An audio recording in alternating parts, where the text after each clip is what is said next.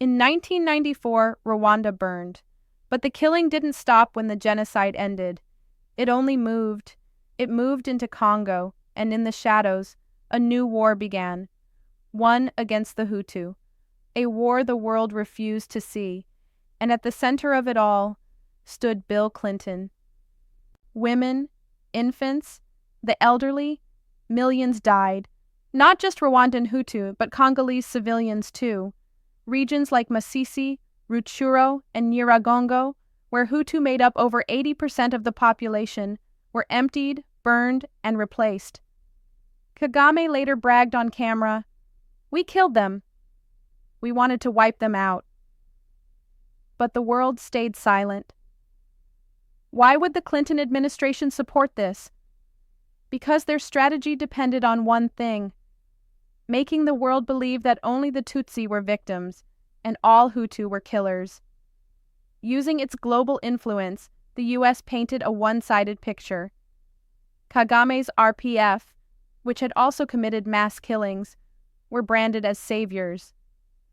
Hutu victims, even those fleeing genocide, were now labeled as suspects. Clinton's allies pushed for the Arusha Tribunal, but it targeted only Hutu elites. Kagame and his men were untouched. And the Hutu left inside Rwanda? Most were killed, imprisoned, or disappeared. Refugees from war zones, Somalia, Sudan, Bosnia, were welcomed abroad, sent to Australia, Canada, Denmark, the U.S., but not the Hutu. They were systematically excluded from resettlement programs, not because they were criminals, but because their survival threatened the false narrative.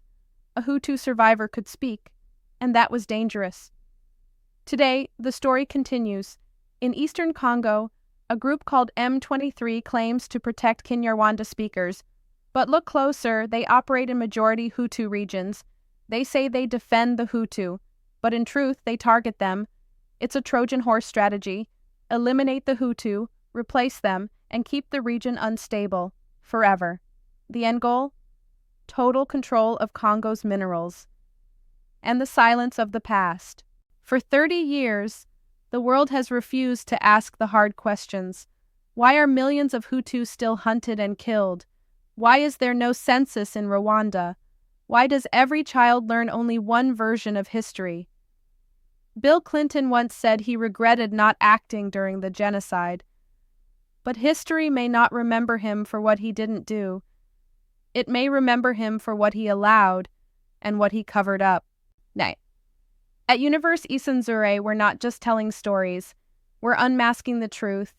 The silence that covered Rwanda, Congo, and the Hutu people must end. This is about memory, about justice, about power. If you stand for truth, then share this story. Subscribe, and never miss what they tried to erase.